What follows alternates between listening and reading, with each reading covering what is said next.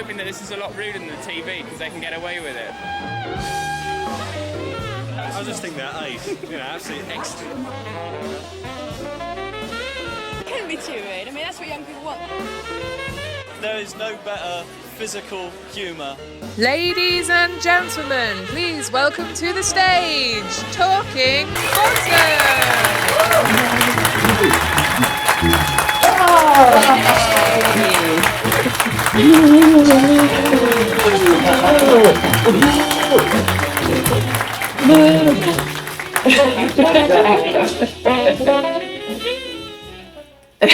Turn it down a bit, thanks. Hello, welcome to Talking Bottom, live at the Edinburgh Fringe Festival. Yes, the biggest arts festival in the world has let our bottoms loose. I'm Matt Brooks. I'm Ange Pearson. And I'm Paul Tanter. And firstly, we want to say a big thank you for to all you guys being here on a Sunday afternoon when you could be at home with your curtains drawn, watching the Hussein brothers' dodgy kind of pornos, munching on your Sunday fish fingers. Now, if you didn't get any of those bottom references, you're in the wrong show, and you can expect a few more of those coming up, okay? But before we get sidetracked, we must also say a huge thank you to Underbelly, all the venue staff that have been keeping the Fringe going smoothly all month. If we can get a round of applause for everyone who's been working hard. The last day of the festival. We're doing a one-off show, but they've been working every single day for a month. So well done, guys. Thank you. Now, to start us off, by way of applause, I just want to gauge the room here. How many people here are a casual fan of Bottom? Okay, good. And who fucking loves it? Well, that's handy. Okay, glad most of you are familiar with Bottom. We think it's Rick and Aid's best sitcom, which, considering they were also in The Young Ones, is saying something. But not only do we think it's their best sitcom, we think it's the best sitcom in the world. In fact, we love it so much that we wrote a book about it. Handily. And it's the right way up. It's on purpose. Yeah, but still. And you may have noticed in front of all of you guys, there's a bookmark from us to you as a gift for you to take home. Yeah, for free. Aren't we generous? Now, what good is a bookmark without the book to put it in? And we do have some copies of the book to sell after the show. You come and find us for the low price of $12.99. $12.99, but enough of trying to flog you stuff. And also, we've got some lamb and flag tea towels to sell as well. Lovely bit of objet d'art. Not many of those, so get in quick. Okay. Well, speaking of the lamb and flag, let's move on to its landlord. He's the reason we're all here today. He was the man who was there on the very first night of the Comedy Store, opened its doors, and then he performed and compared there for many years. He is also a much-loved alternative stand-up comedian and star of the 80s and 90s shows The Young Ones, Blackadder, Colin Sandwich, Filthy Rich and Catflap, Grange Hill, and Red Dwarf. But to many in this room, he will be best known affectionately as the biggest dickhead to ever run a pub. Yes, ladies and gentlemen, and tossers, please welcome Sir Lee Corns.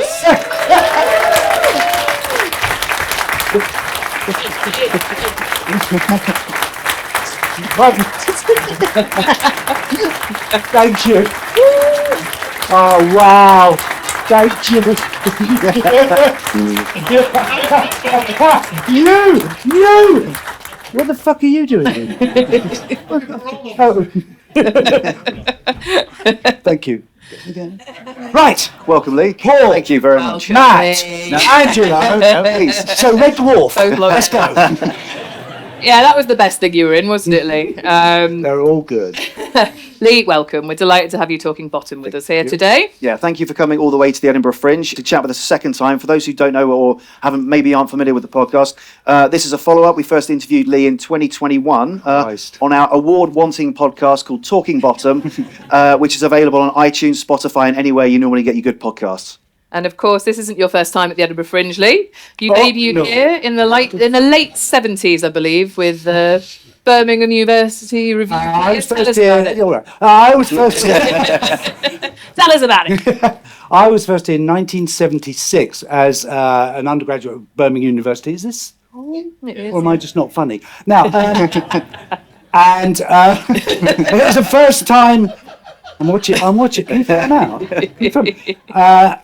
First time the university had sent a review to the Edinburgh Festival, which is obviously much smaller then. And the quick story I'll tell was that we needed £100 just to get going, you know, publicity and stuff. So we had to ask the Chancellor, who was Montgomery's Batman in the war, and there he was, and a very pompous man, Monty all over the walls. And I had a good friend of mine who was good with the gab, and he was a brummie, and he chatted him up. So the guy was really not keen on doing this. Nobody had been to the festival before. And so Phil just started, Phil Cremin, Mary, remember? He just started saying, tell me about Montgomery. And the guy would not shut up for about half an hour. And afterward, he realised, I'd better give him the £100. And then we were able to go to the Edinburgh Festival. We washed out in the Little France campsite, went to Leith in our first gig, and there was nobody there, about literally 5 people, because we thought Leith was in the centre of... I think people make that mistake now. The second week, there was in Nicholson Street, and we followed Gay Sweatshop. If you ever saw those, they were fucking brilliant, absolutely brilliant, really right on comedy and good stuff. So we bedded down, and they had good fun. But it wasn't a great success, but we had a laugh, and I was bitten and smitten. And then I came up with my own show called The Wow Show that I wrote. This is the wonderful Steve Frost, who, along with Mark Hard and Paul Mark Elliott, we were a review group, bit anarchic, called The Wow Show, and we did several shows, probably 4 or 5 times, late 80s, early 90s, and we had the best time ever up here with those shows. It's never been the same since. When was the last time you performed at the Fringe? How long ago? Oh, well, that was about 10 or 12 years ago when Karen Corran from the Gilded Balloon, who used to put us up, and as well as the Pleasance and Masonic Halls we went to, she wanted the old gits back. That was Phoenix Dexter, Stuart Lee, I can't remember who else. But anyway, we came up, and I did. I wasn't really into it. What's it like compared now to then, or even back to when you were first doing it? Well, I remember even as we did it in the Wow Show, people saying, "Oh, it's just got too big." You know? But each year that happens, and so I mean, we came up yesterday, my wife and I, and it's just crazy, you know. And there was an article actually. Did you see it, Steve, in the Independent about Karen and Katie talking about basically it has got too big and people are losing so much money. There's thousands of shows, hundreds of venues, and it's just kind of not sustainable. But every year everyone says it's getting, bigger and bigger. Yeah. Were you there in 1979 when Rick and Abe were doing Death on the Toilet? Because I know you didn't meet them until the Comedy Store, but I wondered if you maybe caught that show. No, it's 76, and then it jumped to late 80s when I met them all then in the Comedy Store days, day gone, and right through the 80s. Well, then speaking of the Comedy Store, I assume your Fringe stuff prepared you for you were the opening night of the Comedy Store. Yeah. So for anyone that doesn't know, Lee not only performed at the Comedy Store, MC'd and hosted stuff. Could you tell us a little bit about your act, what you was doing at the Comedy Store? It was very funny. That's all I can remember. No, it was almost a lot of people didn't want to do the comparing because you got there at 6 o'clock on a Friday, did the show at 8, then you did one at 10, and then we had a young family, and then did the same thing Saturday. So weekends were written off, and it was a big commitment. And also, it was a real bear pit at the absolute start. I mean, you remember Steve, heckling and it was in a strip club. It's quite ironic that why it was called the comic strip. Yes. Well, they went to the Raymond's Review Bar in the Boulevard Theatre, but initially it was in, I think, the Nell Gwyn Club, and you went up a lift, past the strippers, then into this tiny little bar at the top. So alternative comedy was financed by... It's true. It's true. It is true. It's still, Underbelly own the same bar now. Oh. It's a View Bar. They've taken on. So. But the first night was... it was very much a bear pit because, as you know, the Comedy Store is originally an American idea where the gong show, they get gonged off, and so it's quite ruthless and it's quite tough to do it. And I was there, first night with Arnold Brown, and there's a list of the people, Lexi and... You told us before that when you were in your act, you often like to, had a bit of a penchant for like maybe going up naked on stage and that sort of thing as well. And we were just wondering, was moving into acting in sitcoms a means to keep your clothes on, Lee? I don't know.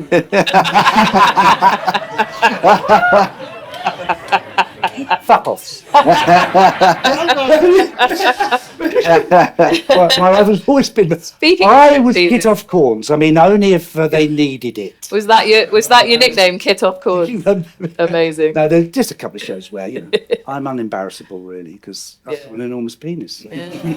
What's there to be ashamed of? So we're all missing out that we're all too embarrassed. But no, I was just wondering if, obviously, it's a jokey way of putting it, but was moving into sitcoms something that you did with a view to, the Comedy Store's great, but it's every weekend and it's late night. Like, was your kind of move into the acting a purposeful decision from you, or was it just where you kind of found yourself? Well, I kind of found myself because I went from Birmingham University not wanting to do any more studying, so I thought, I'll turn up in London. You need a grant. You could get a grant. So turned up where I met my wife Mary at the Institute of Education, got a teacher's degree, and then looked around. That's when the Comedy Store kind of started in '79.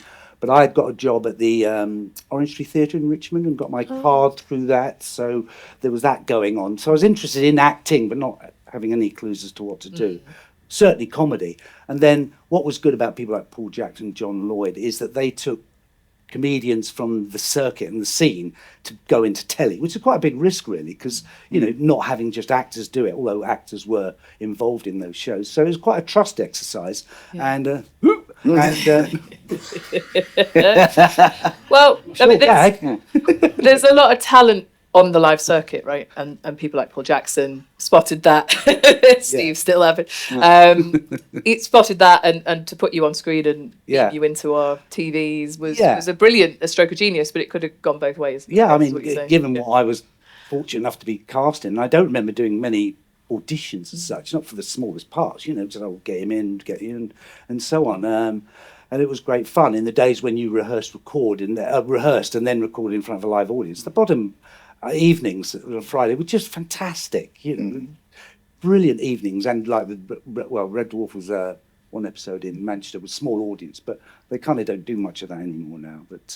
But yeah, just very much pick for certain shows, all those ones that I've listed. Yeah, we'll get into that in a sec. But everyone in the room here is obviously very familiar with your vast body of work. It did feel like there was a time. It did feel like there was a time you were kind of on every channel at some point. So we've got a little clip of some compilation of some of your parts. Am I naked? First clip. I did quite like. Very small parts in this, Lee.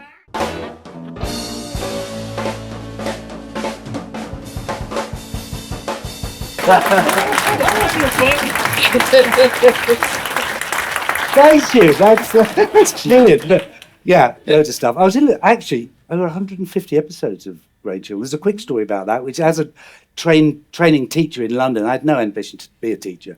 You had to have your teaching practice. Went past Elstree Studios, where Grange Hill and EastEnders were being done, to my teaching practice. And I thought, will I ever get there? It'd be nice to have a job there. And when I was auditioned for Grange Hill, I said, well, actually, you got me up for a science teacher, but I am a trained science teacher. And then, yes, mate. No, I've just been up the road in Radley. There's some Peacock School. But got the part, and but my teaching came into good use because sometimes they would be so panicky because there's so much to do on Grange Hill with the kids and all the rest of it that they hadn't put anything on the board. They can do a bit of science. All that. Doing the job of the producer and everything. Yeah, amazing. Good days at Grange Hill. Yeah, it's good fun. They probably thought you were like one of those actors who goes, yeah, I can tap dance, I can ride a horse. Yeah. No, they do. There's a friend of mine, Denzel Kilvington, who's long past, but he said it was a stunt man and got in a Batman thing, and they threw him onto a car, and he nearly broke his leg because he said, I can do that. Because he would, but no training at all. As Matt said, you've been in a lot of our favourite sitcoms. Just seeing all those clips there, Grange Hill aside, which was a brilliantly funny clip. Do any of those ones stand out to you as a particular favourite? I did enjoy Red Dwarf. Sorry, guys. No, Red Dwarf. That scene, that character was great, and of course Dick Edge. Yeah, I mean, what was nice about correct answer. Yeah, but what was nice about doing Grange Hill was that the character almost becomes you. You get quite proprietorial for it. It's not just coming in to do a small part and going. That's you. And certainly with Dickhead, I kind of felt, and that's Dickhead's mine, and it was quite nice to have that feeling that, you've got the confidence and they're writing for you as they were for Grange Hill. And sometimes you could adapt that or not. So, the longer running parts were always the more fun. Yeah, absolutely. You could actually embody the role properly. Yeah. Working with Robbie Coltrane and Rowan on that, and dear old Jim, of course, and Steve Sweeney. really good fun. Because again, it was done in front of a studio, and there was an audience, and there's this great feeling of community and anticipation when big comedians were coming on stage to do their stuff. Yeah, fantastic. Well, I mean, obviously we are the Talking Bottom podcast, so we will be leaning quite heavily in the direction of Bottom, but we could talk to you all day about all kinds. We love Red Dwarf and loads of I've got a Red Dwarf conference around the corner in a minute. So we asked you to choose some of your favourite Bottom moments. Yes. Let's take a look at your first choice.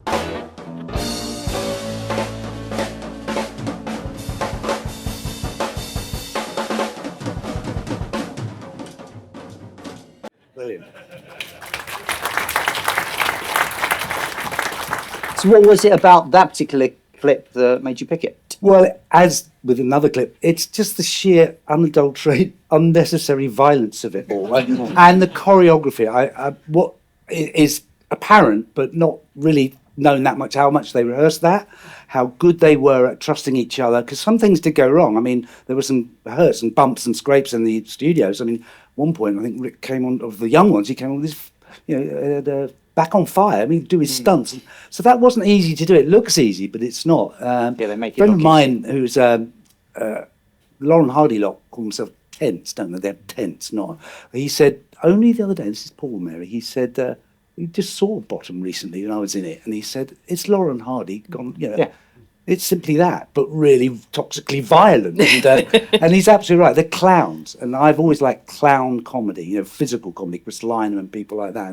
And they are clowns in this. And of course, they had worked together for so long that they completely trusted each other. You could never get two other people. They didn't have a fight choreographer, did they? It was no, them, I don't believe so. They just did it themselves, which is amazing, Their double act here and their physical comedy was very much seen as like a continuation of the work they've done in The Young Ones, which you were in, and Filthy Rich and Catflap, which you were also in. When you came to work on those shows, what was the creative process like? When you're arriving as an actor, you get given a script, is there much room for improv? What were the rehearsals like, that sort of thing? Not really. I mean, my script was pretty, the thing is timing, for the gags to go out, because it's very quick, very manic, very fast.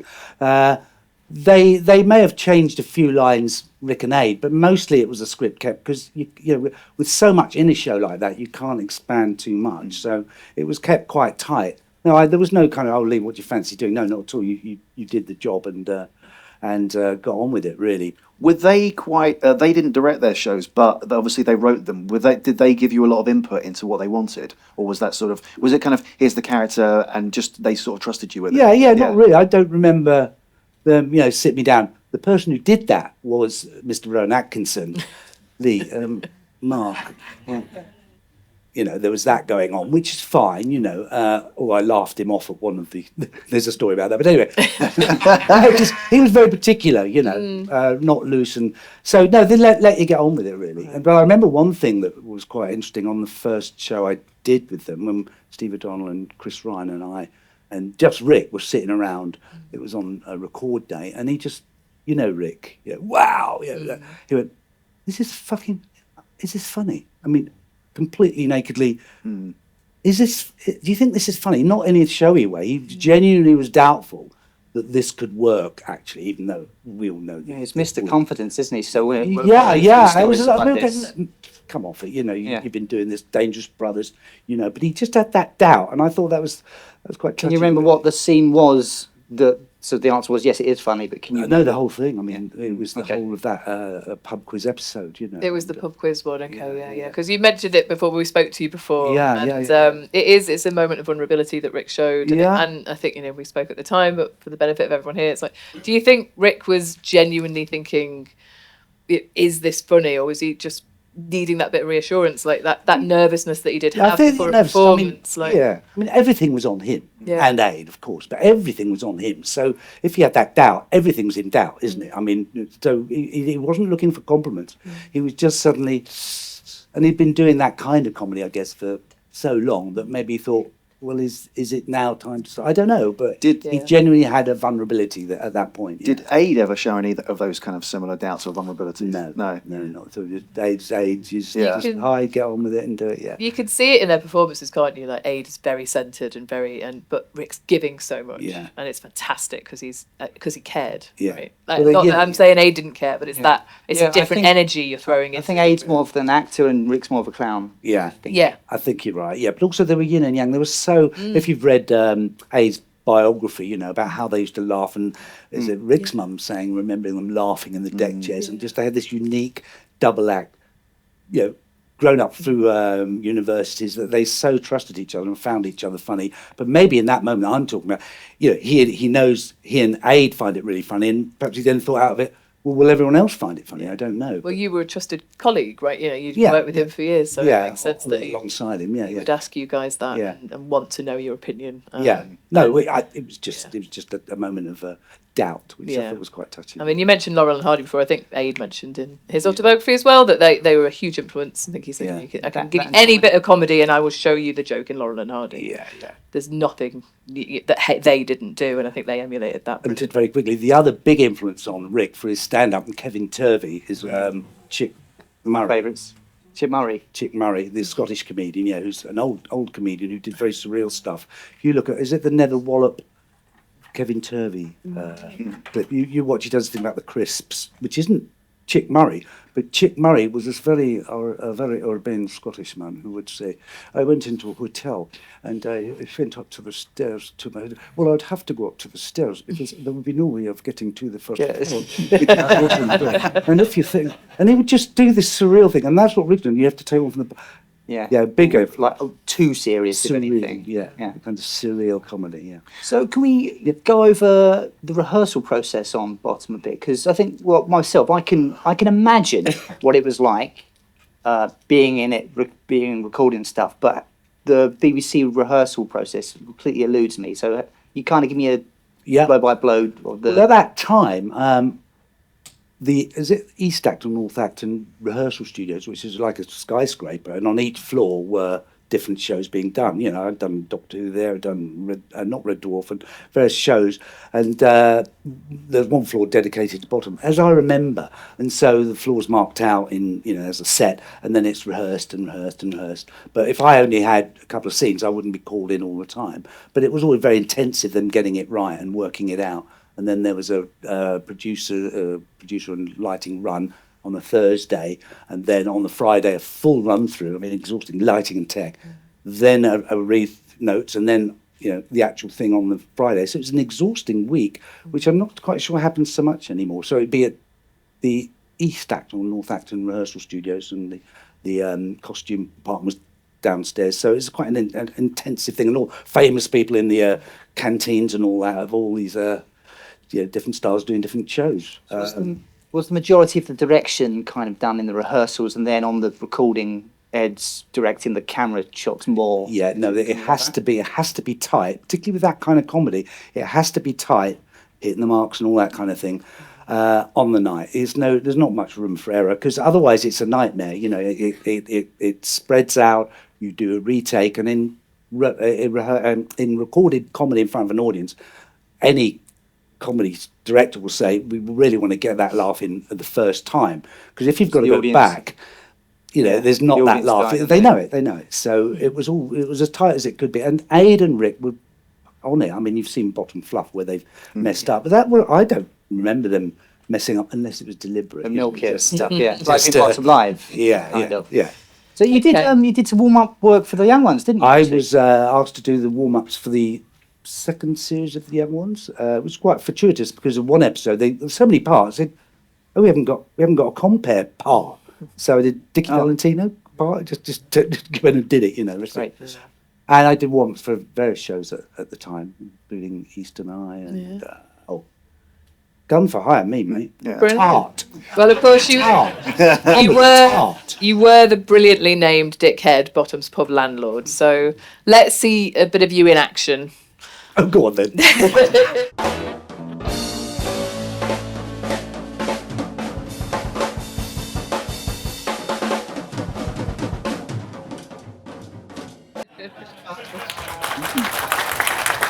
I have to say, just to say, that's one of my favourite bits of Rick going, I don't know. I mean, it's just absolutely brilliant. They go, absinthe. You know, that is such brilliant clowning type, just with his face. That's one of my favourite little moments, actually. Yeah, absolutely. I mean, that was why you chose. That was one you chose, wasn't it? Yeah, For yeah, that yeah, moment, very and much it so, is- yeah, it is brilliant. excellent.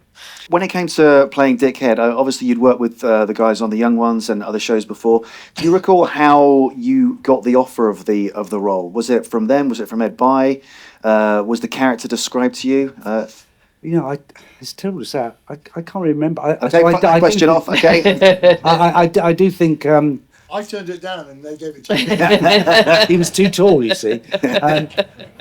I think it was just like, come in and do it kind of thing. I don't remember an audition. It sounds terribly conceited, but I don't remember. I was auditioned for Red Dwarf, but not this. It's not a big part, you know. I mean, Yeah, and Red Dwarf was before that, so you met and they told you established. There's a recurring character. We think you're great for it. And but I know you said that they didn't really give you notes as such. I wanted to ask a little bit about Dickhead's actual voice and accent. Was that something that was obviously it's kind of there on the page of the script a little bit, but did you play with it yourself? Did you come at that? Yeah, well, I thought, he's kind of a yourself? London pub landlord, and I'm from West London originally, so it's a bit of that, all right, that kind of geezer type acting without too much. That's really me, actually. Yeah. This is a facade. It's lovely. I mean, that geezer voice and the world that you're in as Dickhead is amazing. So like, we'll see another little example of that now, which is kind of a part 2 of that. Okay.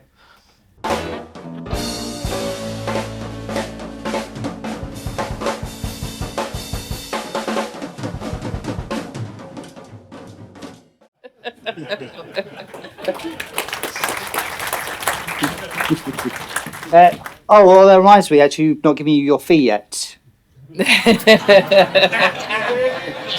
You are, Lee. I shall treasure it. Brilliant. Excellent. Thank you. That clip was actually the first time in Bottom that Dick's full name is used on screen. Yeah.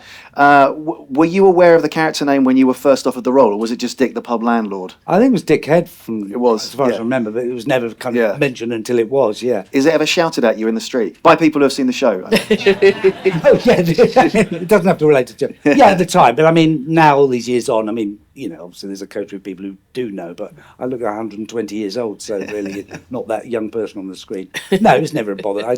Some people used to get quite bothered by people calling out their names from, Neil from The Young Ones used to fit fed up with people. Well, it's a fun one, isn't it? I guess it's a very, very funny name. And Dick was quite an angry man who often sort of verbally sparred with Richie and Eddie. Did you ever wish that you'd sort of been given a bit more of physical action on screen with the two of them? Well, of course. I mean, originally, I do remember now that they said, "Yeah, you're the landlord," and was hoping for lots of scenes. But of course, there's only so many scenes that were set in the pub, and of course one of them I wasn't there. It was Julie Swallow, and You turn up at the very end of that episode. yeah. So I was, no complaints at all. Really. So there's only 3 episodes in the end out of 3 series, but that's not bad. They're very memorable. And you're mentioned a couple of times off screen. They said like you are part of the world very firmly. So although you didn't fight them, do you think Dickhead could have taken Richie or Eddie in a fight? Yes. Both of them Without together? violence, imagine. Well, one of my clips is coming up. You'll see why I wouldn't have failed to. Okay. Yeah, well, Richie and Eddie obviously did love a fight, and especially against people they knew they could win against. So I think we'll take a look at your next selected clip from the bottom.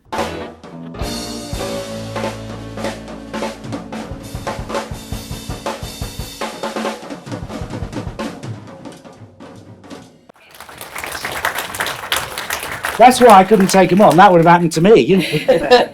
Absolutely wonderful, crazy violence, and going that bit further, and then a bit more, and then a bit more. That scene. I mean, the entire episode of Gas. Yeah. If anyone in the room hasn't seen it, you should go and watch it to get some context. But it sums up Bottom in a nutshell for so many fans. So was that one of the reasons you thought that particular fight Is that why you chose that? Well, it's clowning, and it's bit what of they it, yeah. do the best. I mean, in the end, you're waiting for violence, aren't you? In that show, you're anticipating something that's going to trigger their either fight each other or a situation where they can't get out of. But it will be resolved with violence, or even in the pub scene, electrocuting people and things like that. Just very visual and physical solutions to problems, which it's not that many sitcoms do that really. You've mentioned Red Dwarf a few times. Obviously, Red Dwarf and Bottom share a certain amount of crossover with the same director, being Ed Bye, and actors such as Mark Williams and Paul Bradley appearing in both shows. One Red Dwarf actor who joined the Bottom universe was Robert Llewellyn, who many people would best know as the series 3000 Mechanoid Crichton. But in Hammersmith, he was a disabled Falklands War veteran who Richie and Eddie encounter in their Lamb and Flag. We're just going to play that clip. Yeah.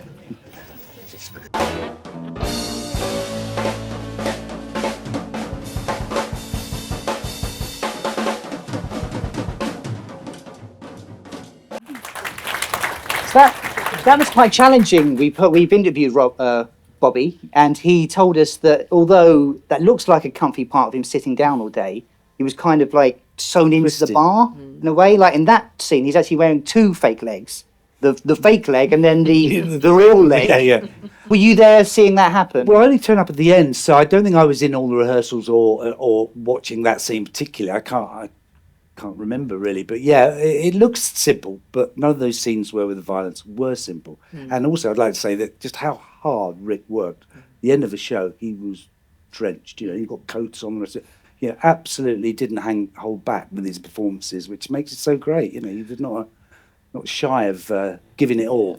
One of the really noticeable things in that scene is the sound effects, which were played live for the studio audience. As an actor, that must be helpful, right? What's it like being in there in the studio when a scene like that is going out? Are the audience squirming as the effects are being played? Yeah, absolutely. They're right there, and they're doing what we're doing. Like, oh no, because it is just so absurd. Absolutely, and they adored them. I mean, when they came out just to introduce themselves before recording, the audience were all go wild, absolutely. And of course, it turned to fuck off, and they loved it and all that. As did Aid, and be stupid. But it's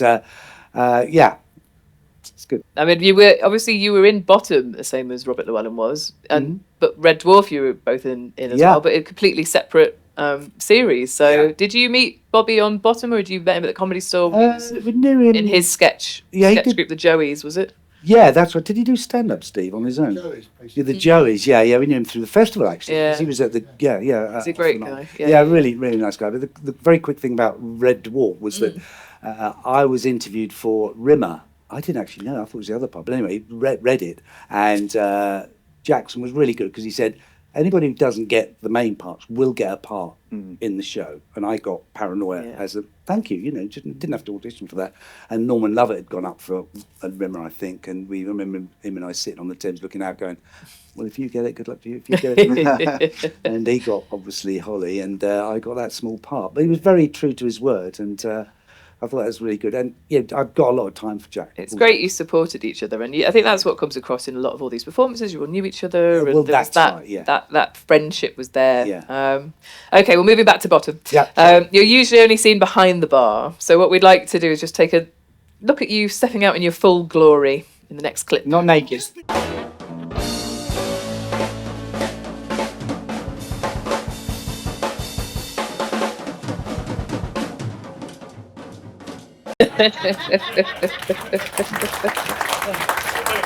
That's a great scene. I mean, Rick is really wonderful at the nervy acting there, isn't he? But also, it's great to see you stepping out from behind the bar in those wonderful sky blue jeans, looking like a supply teacher. Yeah. What? Yeah. But it's interesting. Dick's costume there is almost the same as Richie's. It's jeans, it's shirt, it's a tie, isn't it? Yeah, which is obviously the costume department's remit, not mine. There's a guard's tie, I think. Yeah. But because there's something about the guards later, as if he'd been in the guards, But He'd found it, maybe. yeah. Stole it off a corpse. I like to think that Richie kind of admires Dick Head and he dresses like him. Yeah, maybe. But I like the way he stands up. Dickhead stands up to Rick, and then they don't get over him. He's in control of them mostly. But what Rick's great at is the great British tradition of the hubris pricked. You know, the Tony Hancock, the guy who thinks he knows everything, and then of course, you know, the carpet is pulled from under, and he does that switch so well, like from you know, absolute confident into this snivelling little boy lad. Absolutely, it's very, very good. Complete way he as a did masterclass in being able to turn. Absolutely. Visually. And it was great to see you out behind the bar, like I say. And I think you mentioned when we last spoke, you had to stand on a box a couple of times in bottom. And we didn't ask, like, why was that, and what scenes, and was it just that you were too far down behind it? Yeah. No, it was something you should have had you, Steve. You see, because you. But sometimes to just elevate, and so I was up to the. Right level. You and Tom Cruise, I think he's well known for needing that as well, isn't it? Like, you know, in good company. Yeah, so you and Skullcrusher are kind of in business together. I feel like Dickhead's a bit mobbed up, right? Yeah, how do you think Dickhead and Skullcrusher first met, and how'd that deal happen? I think he probably was in his pub, bit of bother. Skullcrusher sorted it out. He was given a few quid and a couple of free beers. Come back and I'll sort you out anytime, you know, says Skullcrusher. And I think he's on call as Dick May, his strong arm man, They got involved in some nefarious schemes together. Yeah, I don't want to talk about it. So obviously... No, because it's been recorded, so no. Obviously, Richie and Eddie were off doing schemes and stuff a lot of the time as well. We've got another clip now with an example of them in that same episode. Yep.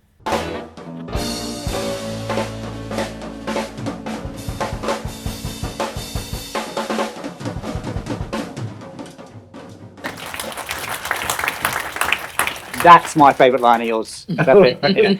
So is it correct that the electrocution stuff was played live, like with the effects and... I think that not the buzzy thing, but like the sparks. I think that was added on. I think I know it was all the buzz was there on on the night, but the effect was added later, of course, because they could have been killed. Oh, right, okay, because I thought it was live in the room, but that's good to know. I may be wrong. So long time ago. We'll have to get the special effects team. Hey, Sally. Bottom ran for 3 series, ending in 1995, where Richie and Eddie died in a hail of gunfire, and still here we are, many years later, talking about it. What if, assuming life continued for Dick Head, what do you think Dick would be doing now? I've worked that one out. Yeah. He's set fire to his pub, burnt it to a crisp, taken the insurance money and buggered off to Spain, Costa del Crime, where he's actually been blackmailed by a mafia set because he's shagged the wrong person. Could happen. You're right. If there are any TV commissioners here, I think this is a show that needs to happen, okay? Yeah. Dickhead in Spain. And your final selection, so the final selection clip that Lee selected was the Bottom's opening credits, which I think most people know what they look like. So we've actually got the behind the scenes footage from the opening credits. It's Rick and Aid on the bench in Hammersmith doing some alternate stuff that never made the final cut of the opening credits. So we're going to play that, but we'll talk through it as it plays. Yeah, there's no sound on it. Yeah. So here we go. This is just some behind the scenes stuff because first of all they did this shot up here on the roof. Where they did the sort of pull back on the zoom from the guys in that window where Ed By had positioned them. They just did a few little things there, and then they moved over to the bench. But yeah, Lee, have you seen this before, Lee? No. You've never seen this, right? No. It was originally just the window, is the right when it was in the script, and then they ad-libbed all this stuff. They came down here just as Aid said, we better fill some time just in case, and they came down here and started and just improvising on the bench in the middle of the road. So yeah, obviously the opening titles have become quite iconic. All those people passing him and not going, wow, look, it's Rick and Aid. It's mad. Improvise, I know, yeah, brilliant.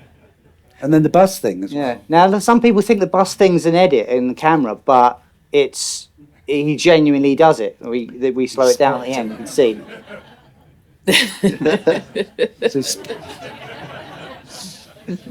He spots the bus and then works it out, yeah. Right, is this how it plays out? Yeah.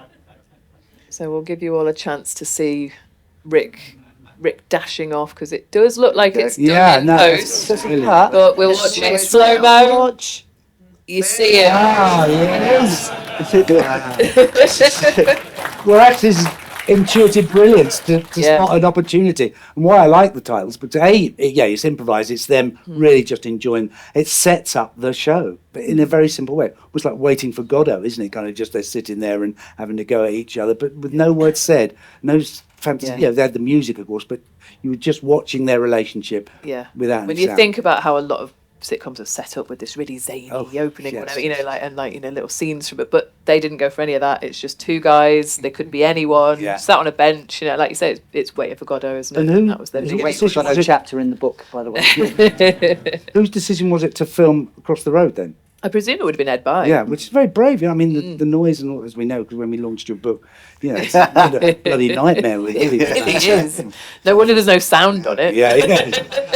How does it feel knowing all these years later the Bottom still has an audience, that the shows endure as well as it has, to the point that we can be here at the Edinburgh Fringe with a room nearly full of people wanting to hear you talk about it? I'm utterly grateful that I still have a presence in the world and a meaning to my life. It's great, it's great. I mean, it's amazing how it's been so, all the stuff we've done, it still generates interest. And, they're funny shows, good is good, isn't it, really? There's no reason why you say, turn it off, because it's funny stuff. And nobody's doing that, and nobody did it before either, in the way that they've done it. Absolutely unique. Absolutely. Because they did that in the Dangerous Brothers, early days of the store. I mean, you remember them, Steve? They're whacking each other, and they were beating each other up a lot.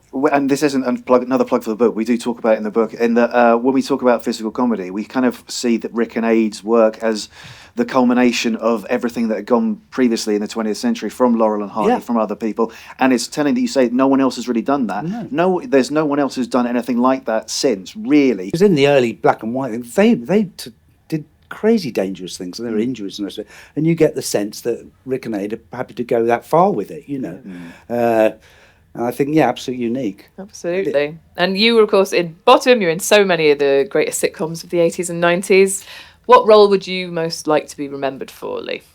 The one role, I'm not an envious person, but the one role I would love to have auditioned for would have been Baldrick, actually. And I was never around for that. If you see in the Alexis Sale one, I've done him like that, which is entirely different to good old Tony Robinson, but I would like to have had a crack at that. But my Grange Hill has to be my favourite part, because it was me, it was my part, and it was a great, And the longest, I imagine. and it was all those episodes. Well, you talk about the potential of you playing Baldrick. Well, I think we think somewhere there's an alternate universe where yourself and Steve Frost are playing Richie and Eddie. Well, I'd like to wallop you in the bollocks. Do it. Go on tour. Well, here's the thing. We used to do a comedy pantomime in the Wow Show, and we used to grab props very quickly, and we found an old carpet roll. So, you may laugh. You may laugh, sir. But so we do that kind of thing, like I duck, and as he swings it round. But he ended up going just. It was cardboard. It hurt. No, it was great. So we did a lot of visual stuff, actually, kicking the bollock, being in the Wow Show. Did Rick and Aid ever see the show? I'm not sure, but they would have loved it. I don't know. I'm sure they would have. It was quite a crowdy show. Have we got time for some audience questions? Yeah, How are we doing? We've got a few minutes. We'll get a microphone. Yeah, we've been talking a lot. Let's ask the lovely people in the room if they'd like to ask a question. I believe we've got a roving mic So if you've somewhere. Put the lights up, please. Put your hand up, put the lights up a bit so we Yeah, can see you all. Hello. Thanks for coming, guys. Thank you. Yeah, it's Yeah, really, thank really- you all. There's one there. chap over there. Cheers. That's what I like. You'd be surprised how many people don't know what to do with it. There's something to do with it. Would you like to have been in the live shows? In any form? Yeah, I think so, because they were just very well liked, and I said, but they only ever did the two of them, didn't they, in the live shows? So it was definitely.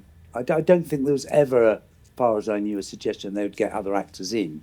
Did you ever see any of the live shows? Did you ever go? No, only on tape. Okay, Yeah, great. yeah. I mean, how do you do that? Yeah. That energy live. it would have killed me, actually, even all those years ago. You can see, I mean, Rick could be a sweaty man when on stage, but like the effort from both of them going on and being on, I think the first Bottom Love is like 100 minutes, and it's His shirt's literally clear at the end of the sweat, isn't it? But what I did hear, and I don't know if it's true, that the BBC, they would like to have done more series, but the BBC were quite mean, in the payments and all the rest of it, and they cottoned on pretty quickly, as did alternative comedians. Or just film it live in a theatre and sell it yourself, and make a lot more money. So for all the effort of writing 6 episodes, they could do a one theatre show, run it around the country, film it, and make pots of money. And still, do what they wanted to do with no constraints. That's the story I kind of heard, which a lot of comedians have done. Just get on the telly, get off the telly. Go and clean up. Yeah, fair enough. Yeah, well, I mean, they were used to touring around, weren't they? So Yeah, I well, guess it makes exactly.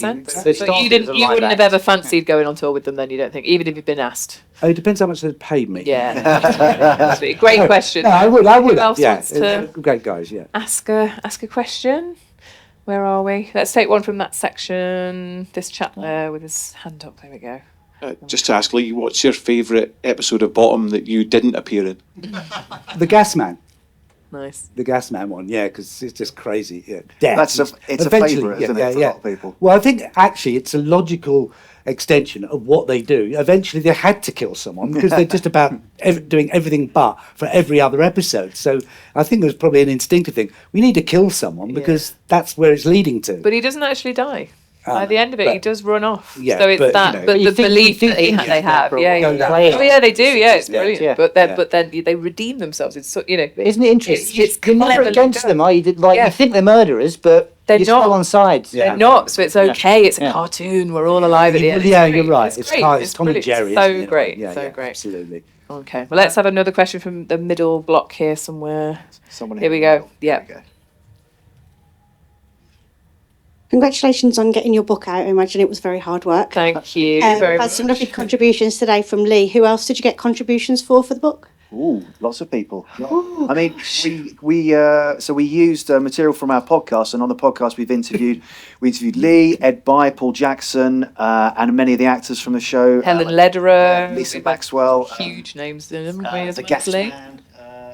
This wasn't a plan, by the way. Yeah, but thank you. But also, we did the Roger Sloman, because we did the Bottom we appeared in the Exposed Bottom Exposed documentary. They very kindly, this does feel like a plant. They say like we It does, did. doesn't it? They very kindly, so they put out the show, but what they kindly gave us access to all of the interview transcripts. So there is some stuff in the book that people gave as interview excerpts to the show that we were given access to that didn't go out because Buy they it had to fit everything afterwards. into. We can hand it out afterwards. But Lee, you enjoyed it. I You read actually it. read It's it. really good. I'm on page 15. No,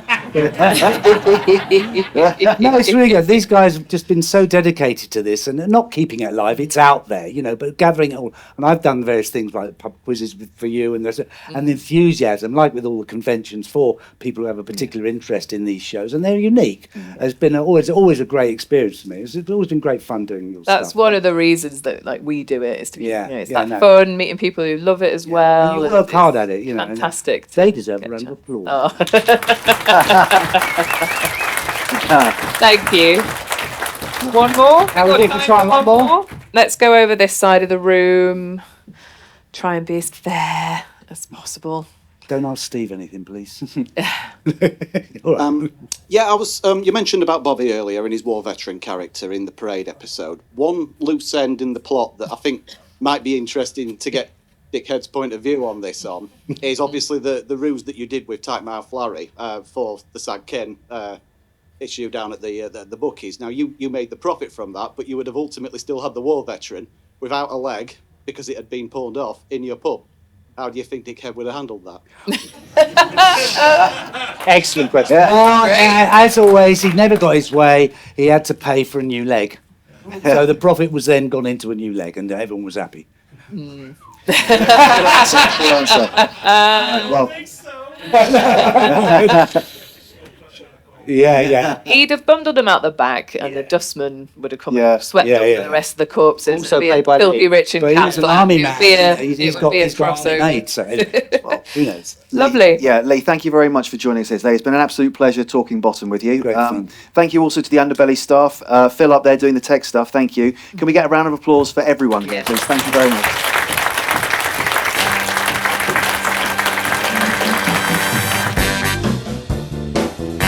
And this show was just incredible. Brought those feelings back of the original Bottom, and seeing Lee as well was phenomenal. The three people that put this together are legends. You know, it's keeping it going. It's introducing Bottom to a new audience, hopefully. Oh, it was amazing. So I started watching Bottom when I was about 12, and I've loved it ever since. I'm so pleased to be here today to be amongst like-minded fans that have got the same shared love of this. Getting to see podcasts recorded live, it's always a lot of fun. Get to see behind the scenes, and even they showed you some footage as well that even I hadn't seen before as well, from Rick and Aid at the beginning on the bench and things. So yeah, really thoroughly enjoyed it. It's nice that you get to see the guests as well. Everyone was really chilled out, and I got it back. Good dad. Yes, everybody signed it as well, including our lovely special guest Lee.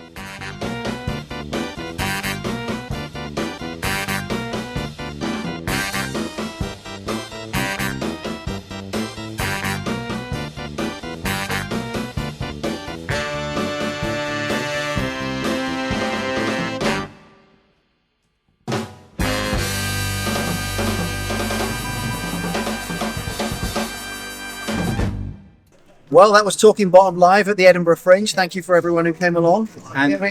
Yes, of course. We've not rehearsed this. We're going to talk over each other. Thank you very much for watching. If you want to buy a copy of Talking Bottom, go to thepolitic.com. Follow the link that's on the screen now. Yes, or down here, or up here, or over there, or just in the comments, maybe. Yeah, and it's been amazing being here at the Edinburgh Festival, bringing Talking Bottom to the Edinburgh Festival. We had the fantastic Lee Cords with us. It was absolutely amazing, and we'll say it was a sellout crowd. It was a sellout crowd. Did you get footage of any empty seats?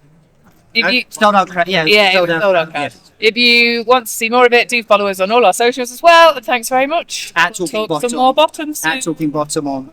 Thanks, yeah. Bye.